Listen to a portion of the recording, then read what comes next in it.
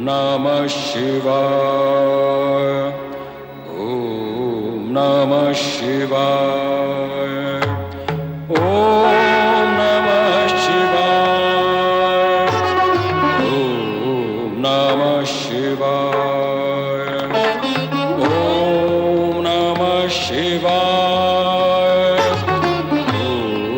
नमः शिवाय। ओम नमः शिवाय। ओम नमः शिवाय। ओम नमः शिवाय। ओम नमः शिवाय। ओम नमः शिवाय। ओम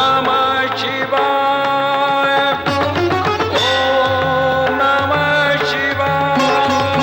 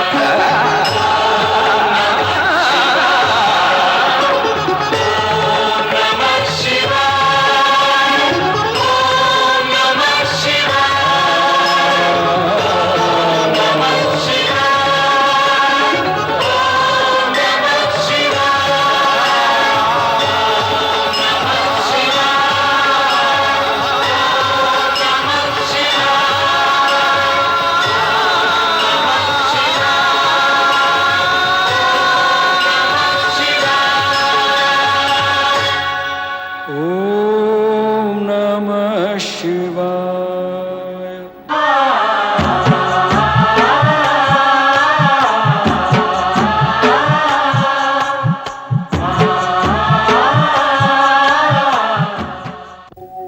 मैं ओंकार हूं। मुझसे उत्पन्न शक्ति का सदुपयोग लोकहित में किया जाए तो मैं जगत का श्रेष्ठ अधिकार हूं, किंतु अपकर्म करने वाले प्राणी के मन का विकार हूं। मैं ओंकार हूं। कैलाश पर शिवगण सती के वियोग में दुखी होकर उन्हें स्मरण कर रहे हैं, पर नारद देवगण की दुर्दशा का दुख लेकर उनके उद्धार के लिए शिव से प्रार्थना करते हैं। शिव उन्हें ब्रह्मा जी के पास भेजते हैं। मार्ग में नारद असुरों द्वारा देवगण की भयभीत स्थिति देखते हुए ब्रह्मलोक पहुंचते हैं, जहां ब्रह्मा जी देवगण की दुर्दशा का कारण इंद्र को बताते हुए प्रताड़ित कर रहे हैं। नारद भी ब्रह्मा जी के विचार से सहमति प्रकट करते हैं। तारकासुर वध शिवपुत्र द्वारा ही संभव होगा, इसका प्रमाण देते हुए ब्रह्मा जी मैना की तपस्या व सती को पुत्री रूप में प्राप्त करने की कथा सुनाते हैं। शक्ति रूपिणी सती मैना को पुत्री रूप में जन्म देने का वरदान देती है। उधर कैलाश पर शिवगण शिवजी की समाधि भंग करने के लिए नारद की प्रतीक्षा करते हैं। नारद प्रकट होकर शिव से सती के पुनर्जन्म की चर्चा करते हैं तो शिव मंद मंद मुस्काते हैं। कारण कि त्रिकालदर्शी और सर्वज्ञ भोलेनाथ को ज्ञात तो था ही कि हिमालय राजा के यहाँ पार्वती पुत्री के रूप में जन्म लेंगी। कहाँ हो प्रिय? सुनंदा, तुम्हारी स्वामिनी दिखाई नहीं देती, कहाँ है वो? महाराज, प्रातः काल से मैं भी उन्हें खोज रही हूँ। यदि मिल जाएं तो हमें सूचित करना। जी महाराज। प्रणाम महाराज। प्रतिहारी। जी महाराज। क्या तुमने महारानी मैना को देखा है? अनेक बार देखा है स्वामी। जब से आपकी सेवा में हूँ नित्य ही उन्हें देखता हूँ। नर बुद्धि, हम पूछ रहे हैं क्या तुमने महारानी को आज देखा है? क्या तुम बता सकते हो कि वो कहाँ है? क्षमा करें महाराज, विगत कुछ दिनों से मैं उनके दर्शन नहीं कर सका हूँ। पता नहीं महारानी कहाँ गई होंगी। महाराज, कुलगुरु ऋषि गर्ग पधार रहे हैं। गुरुदेव, अपने सेवक का प्रणाम स्वीकार करें। आयुष्मान भव, कल्याण भव। पधारिए गुरुदेव।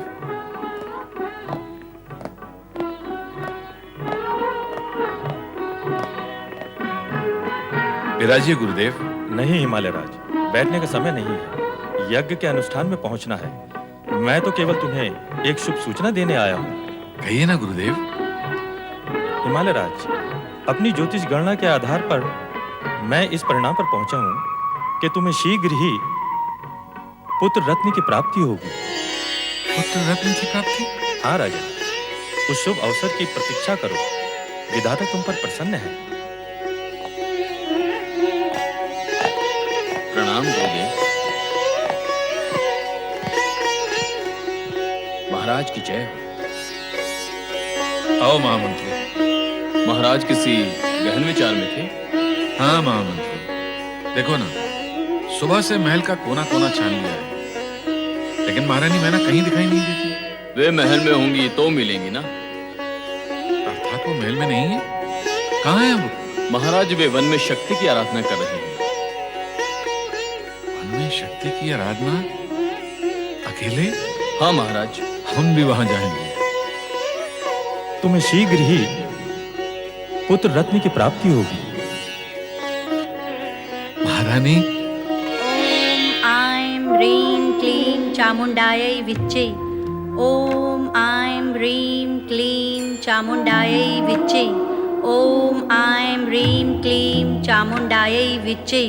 ओम आइं ह्रीं क्लीं महारानी मैना? चामुंडायै विच्चे। ओम आइं रानी? ह्रीं क्लीं। प्रिय,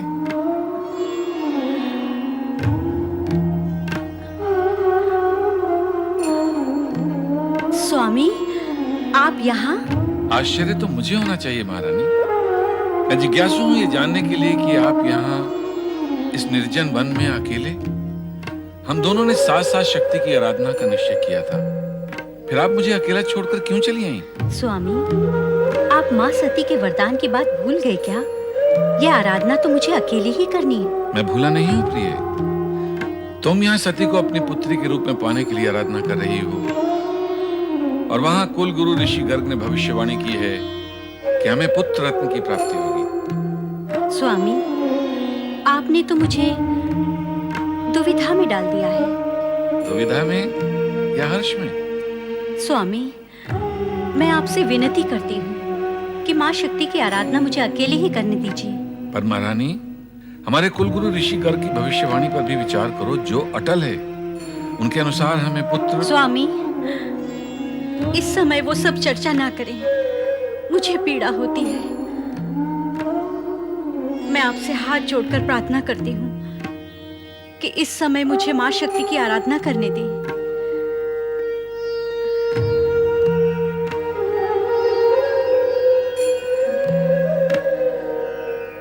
ओम आइं ह्रीं क्लीं चामुंडायै विच्चे।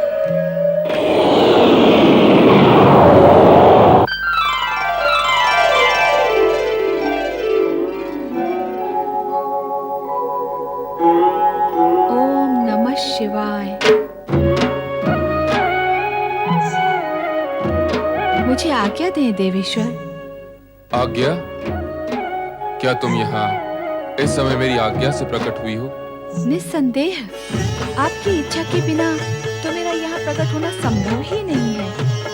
आपकी लीला तो अपरंपार है। उसी के वशीभूत होकर मैं यहाँ इस समय आपके सामने प्रकट हुई हूँ। मैं आपसे भिन्न तो नहीं हूँ? भिन्न नहीं हो तो प्रकट होने और आज्ञा लेने की क्या आवश्यकता है? वो भी आपकी लीलावश। सती अवतार में पिता दक्ष के यज्ञ में जाने देना और उसका विरोध न करना, वो भी तो आपकी लीला ही थी। तब तो तुम्हें यह भी ज्ञात होगा कि मैंने ऐसा क्यों किया। तुम मेरा अभिन्न अंग हो तो यह भी अवश्य ज्ञात होगा कि तुम्हारा अगला नारी अवतार कहाँ हो। यदि ज्ञात है तो आज्ञा लेने की क्या आवश्यकता है? हिमाचल महारानी मैना देवी की आराधना का उत्तर देना आपकी आज्ञा के बिना कैसे संभव हो सकता है देवेश्वर? शक्ति की आराधना करने वाले साधकों को अनुकूल उत्तर देने हेतु तुम स्वतंत्र हो। मैं समझ गई देवेश्वर।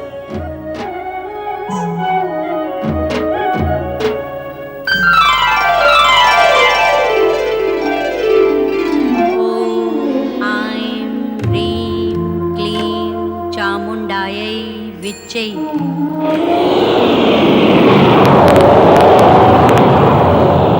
ओम ऐं ह्रीं क्लीं चामुण्डायै विच्चै।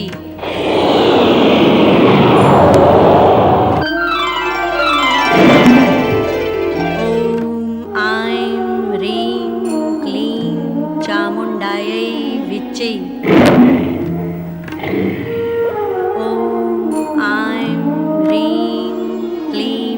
चामुण्डायै विच्चै। ओम ऐं ह्रीं क्लीं चामुण्डायै विच्चै। महारानी मैना,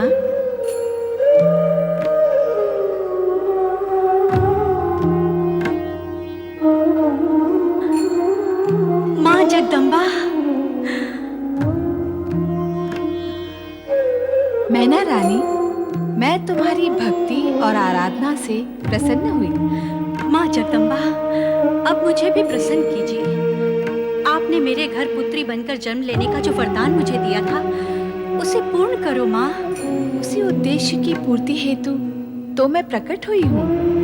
मैं पुत्री के रूप में तुम्हारे गर्भ से अवश्य जन्म लूंगी, किंतु ऋषि गर्ग की भविष्यवाणी और तुम्हारे पति की मनोकामना पूर्ण होने के पश्चात प्रथम तुम एक पुत्र की माता बनोगी, उसके पश्चात मैं जन्म लूंगी। उस समय की तुम्हें प्रतीक्षा करनी होगी। तुम्हारी आराधना पूर्ण हुई, अब तुम अपने महल लौट जाओ।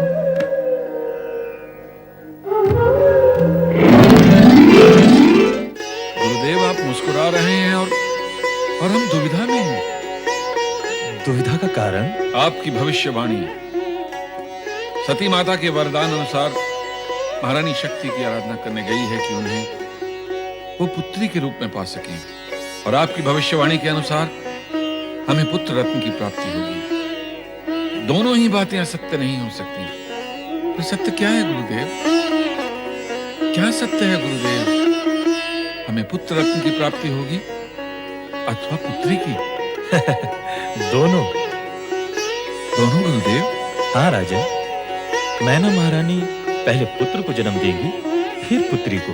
हाँ स्वामी, माँ शक्ति ने भी यही वरदान दिया है जो राजगुरु गर्ग कह रहे थे। मेरा प्रणाम स्वीकार हो।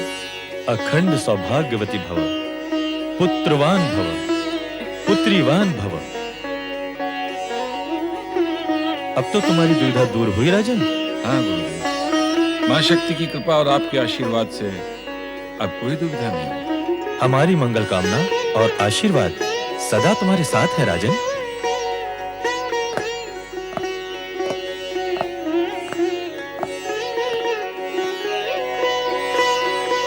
मां शक्ति की कृपा और कुल गुरु गर्ग ऋषि का आशीर्वाद प्राप्त कर महाराजा हिमाचल और महारानी मैना अत्यंत प्रसन्न थे। किंतु देवराज इंद्र और देवगण तारकासुर के आतंक से भयभीत होकर भय के निराकरण का कोई मार्ग खोज रहे थे। तभी उनकी भेंट आकाश में विचरण करते हुए देवर्षि नारद से हो गई। नारायण नारायण नारायण, श्रीमन नारायण नारायण नारायण, श्रीमन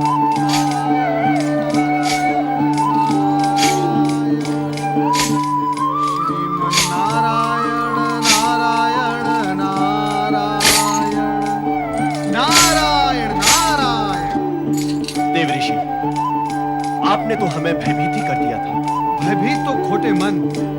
और मलिन चरित्र वाले होते हैं देवराज।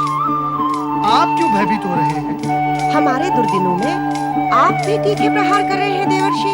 नारायण नारायण, मैं प्रहार सहता हूँ, करता नहीं।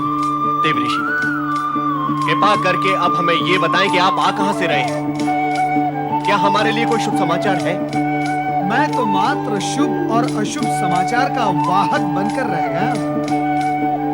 फिर भी तुम्हारे लिए एक समाचार है। क्या समाचार है? कहे देवर्षि। महारानी, मैना रानी की शक्ति आराधना सफल हो गई है। अब मां शक्ति उनके यहाँ पुत्री रूप में जन्म लेंगी। प्रसन्न होने में शीघ्रता न करें, क्योंकि पुत्री का जन्म पुत्र जन्म के पश्चात होगा। क्या? भयभीत होने की आवश्यकता नहीं। कार्य कुछ विलंब से होगा, किंतु होगा अवश्य। देवराज इंद्र, भविष्य में सावधान रहें और परमपिता ब्रह्मदेव की चेतावनी याद रहे। आपके लिए फिर तारकासुर जन्म ले सकता है, किंतु आपके उद्धार के लिए मां शक्ति अथवा मां सती फिर जन्म नहीं लेंगी। देवऋषि, तारकासुर के वध होने तक के अस्थायी समय के लिए कोई उपाय बता दें। देवराज, मैं आपकी और समस्त देवगण की इस दयनीय परिस्थिति से भलीभांति परिचित हूं। मैं ये भी जानता हूं कि कोई भी समय, किसी भी परिस्थिति का एकमात्र उपाय है भगवान भोलेनाथ के पंचाक्षरी मंत्र का जाप। ओम नमः शिवाय। अर्थात आज का ये दिन अत्यंत शुभ है। आज नंदी और सुयेशा के विवाह की वर्षगांठ है। इसी कारण कैलाश पर शिव जी की विशेष पूजा एवं प्रार्थना का नंदी ने आयोजन किया है। देवऋषि, आपका संकेत है कि हम सब देवगण वहां जाकर शिव की प्रार्थना करें। सत्य यही है, किंतु ध्यान रहे, प्रार्थना और स्तुति सदा प्रसन्न मन से करते हैं। आपके मुख पर विषाद न दिखाई दे। प्रसन्न चित्त से की गई प्रार्थना अवश्य फलदायी होती है। देवऋषि, इस शुभ अवसर पर शिव प्रार्थना में आप हमारा साथ दें, ऐसी हमारी आपसे विनती है। विनती क्यों देवराज?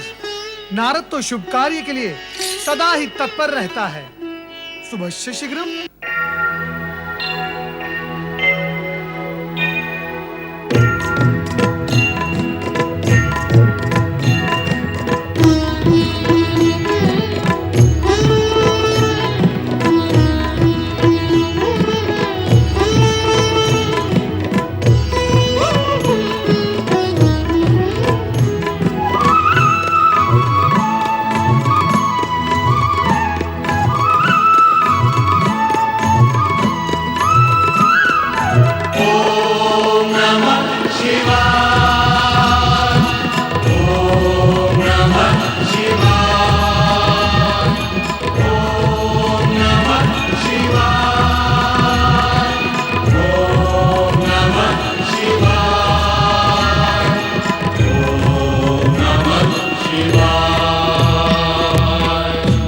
जल थल में हर एक पल में दसों दिशा में भोर निशा में।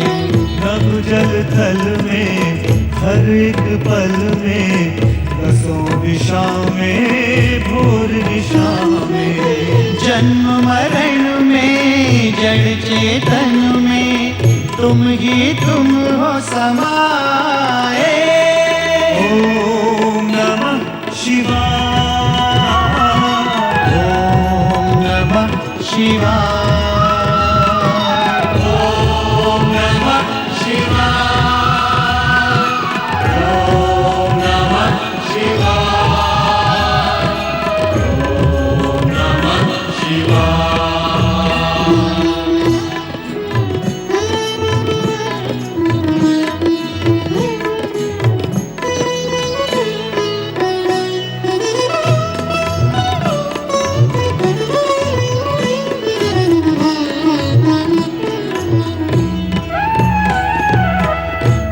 आदि अनंता तुम भयहंता कैलाशवासी हो अविनाशी। आदि अनंता तुम भयहंता कैलाशवासी हो अविनाशी। हो सुख करता तुम दुख हरता हर संकट के उपाय। ओम नमः शिवाय। ओम नमः शिवाय। ओम नमः शिवाय। ओम नमः शिवाय। ओम नमः शिवाय।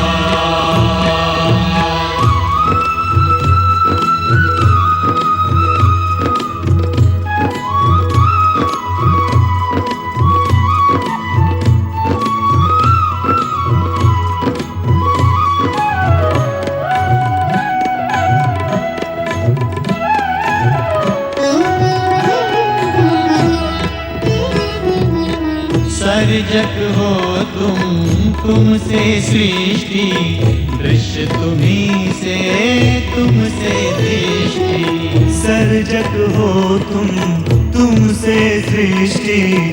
दृश्य तुम्हीं से तुमसे दृष्टि। चार अवस्था आठ प्रहर तुमसे मन हर्षाए। ओम नमः शिवाय। ओम नमः शिवाय। ओम नमः शिवाय। ओम नमः शिवाय। ओम नमः शिवाय।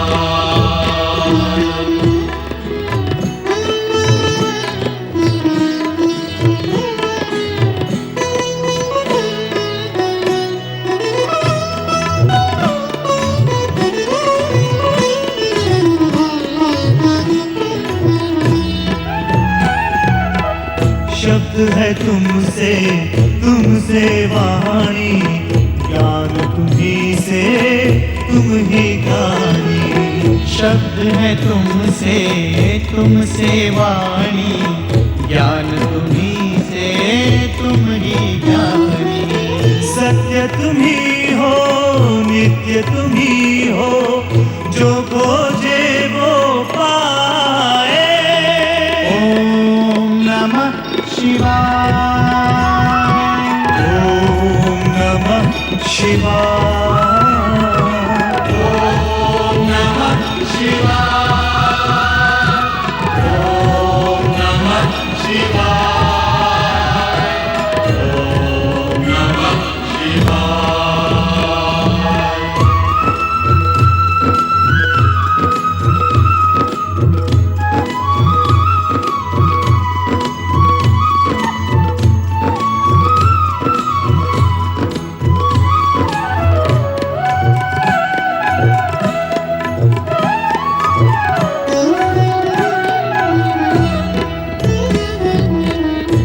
त्रिपुरारी हे नंदीश्वर। विश्व तुम्हीं से तुम विश्वेश्वर। हे त्रिपुरारी हे नंदीश्वर। विश्व तुम्हीं से तुम विश्वेश्वर। कण कण में तुम हे सर्वेश्वर। समय भी हर पल गाए। ओम नमः शिवाय। ओम नमः शिवाय। ओम नमः शिवाय। ओम नमः शिवाय। ओम नमः शिवाय। ओम नमः शिवाय।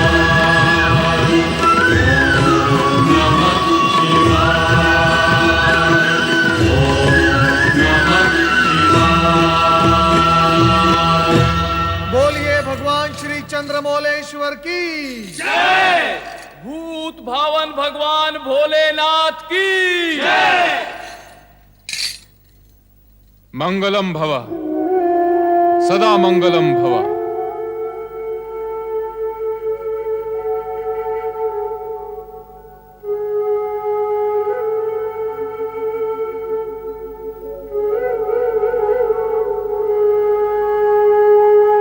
देवराज, तुम्हारे मन का विषाद चेहरे पर उभर आया है। इस दुख और विषाद का कारण?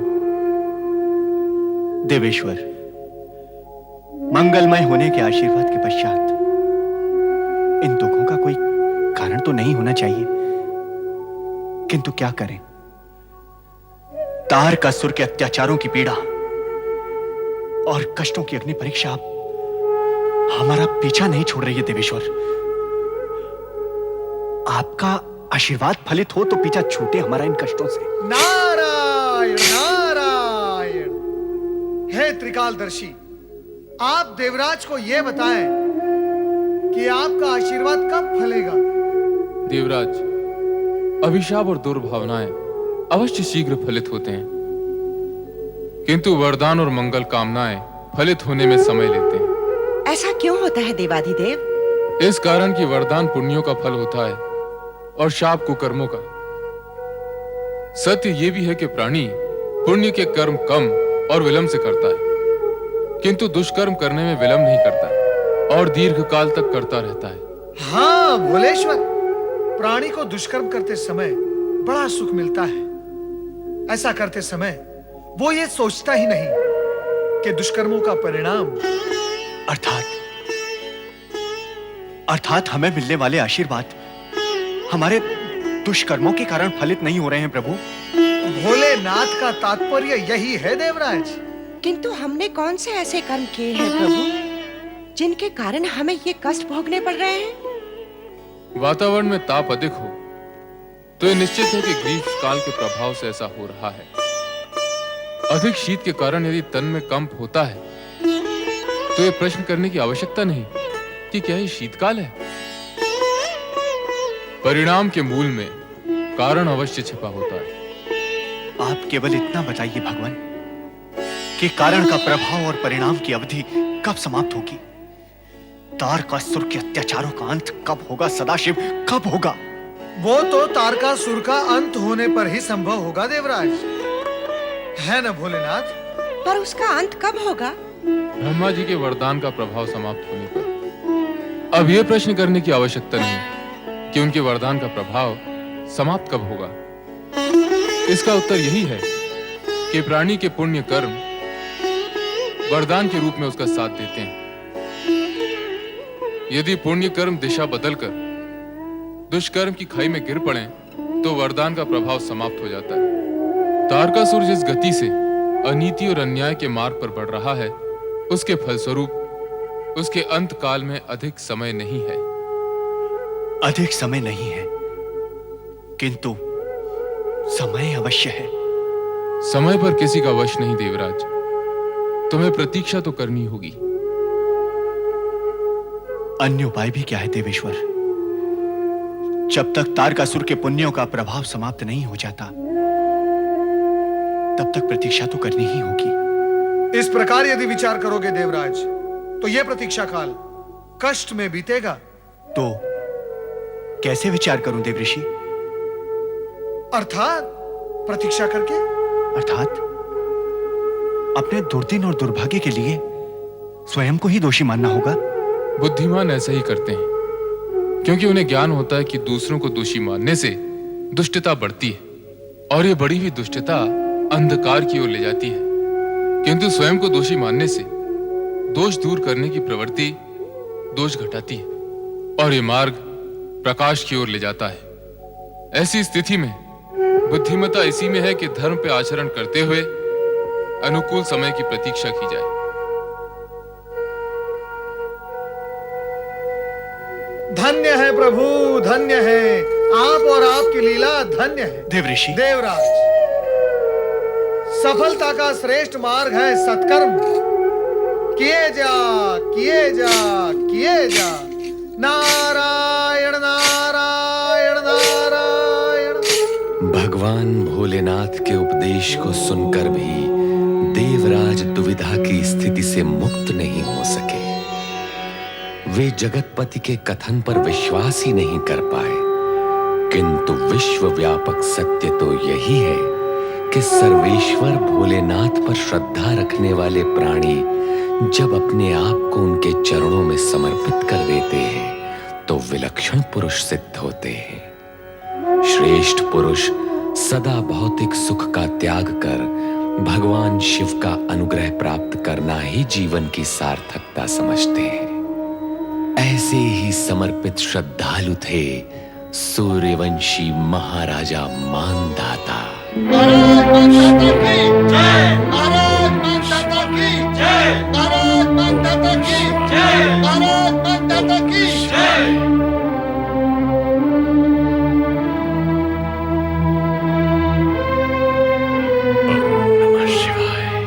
प्रणाम पिताश्री। प्रणाम पिताश्री। कल्याण हो। आश्चर्य पिताश्री, आज आपको शिव पूजा में इतना अधिक विलंब हो गया कि आपने अभी तक राशि परिधान भी धारण नहीं किया। राजकुमार अम्बरीश, युवराज मुचकुंद, आज अनायास ही शिव पूजन के उपरांत हमारे हृदय में वैराग्य भाव उत्पन्न हुआ। ऐसा वैराग्य उत्पन्न होने के पश्चात किसी भी दृष्टि से हमारा सिंहासन पर आसीन होना शोभनीय नहीं है वत्स। पिताश्री। महाराज, ये क्या कर रहे हैं आप? पिताश्री, ऐसा न कहिए। आपसे अधिक इस सिंहासन पर बैठने के योग और कौन हो सकता है महाराज? राजकुमार, तुम हमारे ज्येष्ठ पुत्र होने के नाते अब इस सिंहासन पर तुम्हारा न्यायोचित अधिकार है। कदापि नहीं। आपके होते हुए मैं इस सिंहासन पर कैसे बैठ सकता हूँ? ये प्रजा की इच्छा के भी विरुद्ध होगा। भ्राता सत्य कह रहे हैं तात। आपके समान धर्मात्मा प्रजा पालक शासक युगों में एक ही बार जन्म लेता है। हम ही नहीं, आपकी प्रजा भी आपको इस सिंहासन से दूर नहीं देख सकती।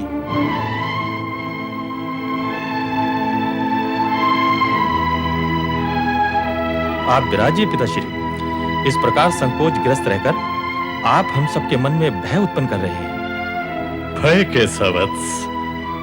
परंतु सत्य यह है कि हमारा इस राज्य सिंहासन से अब मोह भंग हो चुका है। इसी मोह के कारण हम आज तक भगवान शिव के दर्शन से वंचित रहे। परंतु अब हृदय ने निर्णय ले लिया है वत्स। भगवान शिव के दर्शन हेतु हम नर्मदा तीर्थ पर रहकर घोर तपस्या करेंगे। महाराज, अपने निर्णय को बदल दीजिए। आपकी अनुपस्थिति में हम ही नहीं, सारी प्रजा अनाथ हो जाएगी। आप सत्य कह रहे हैं महामंत्री जी। पिताश्री, सारा संसार जानता है कि आप जैसा महान शिव भक्त युगों युगों से इस पृथ्वी पर नहीं हुआ है। आपके राजा रहते हुए भी भगवान भोलेनाथ आपको दर्शन अवश्य देंगे। अमरीश सत्य कह रहे हैं तात। आपकी भक्ति से भोलेनाथ अवश्य प्रसन्न होंगे। नहीं वत्स, शिव पूजा के समय लिया गया संकल्प बदला नहीं जा सकता। यह निर्णय हमने भगवान शिव की प्रेरणा से ही लिया है। अब शासन का कार्यभार तुम्हें ही संभालना है। पिताश्री, अभी इसी क्षण हमारे युवराज मुचकुंद महाराज घोषित किए जाते हैं। बोलिए महाराज मुचकुंद की जय। महाराज मुचकुंद की, महाराज मुचकुंद की, महाराज मुचकुंद की।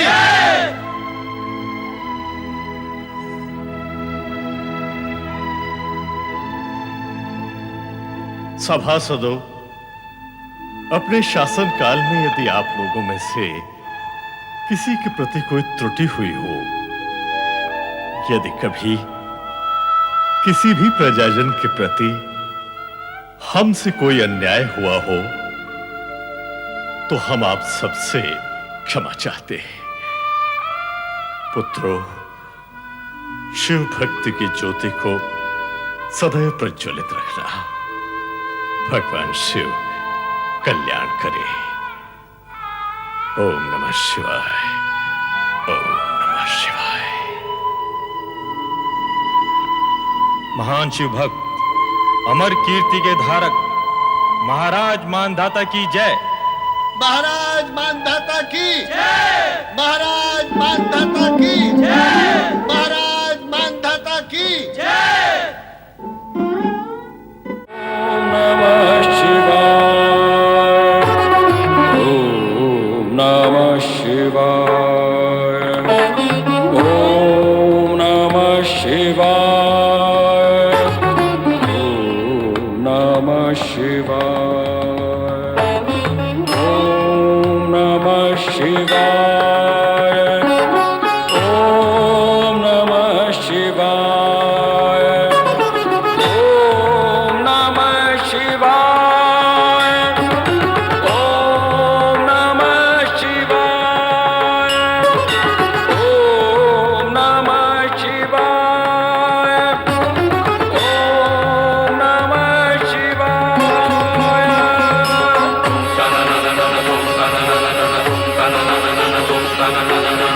तुम